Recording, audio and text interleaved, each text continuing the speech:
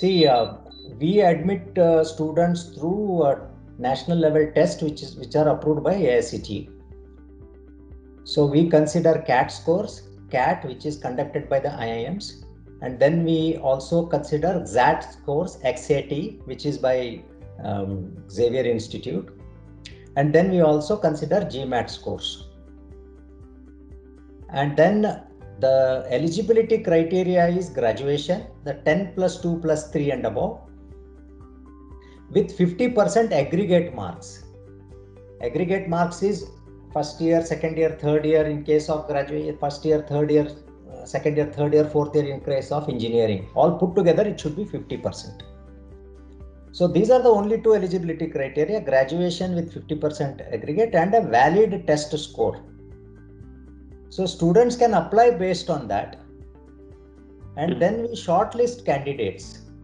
And this shortlisting happens after the exam scores come in, because most of the candidates apply before the test is done, which is a normal practice in India.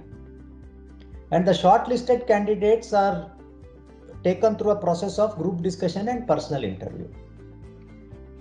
So basically, if you look at what we consider is their graduation, how they have performed, then we also consider their test score, then we also consider how they have performed in group discussion, personal interview.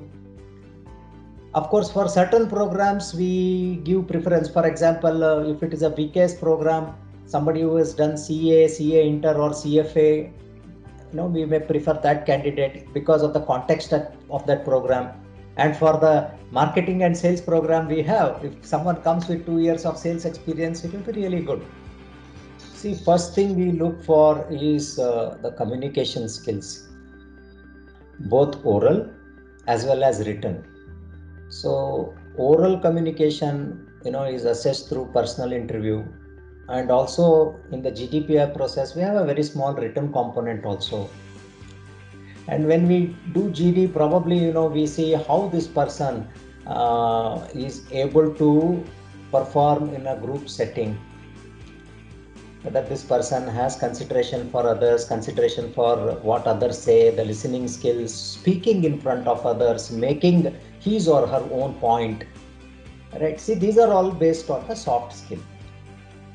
Then basically, when it comes to the other technical skills, whatever is their graduation, we only want to see that they have been committed to the course and they have performed reasonably well.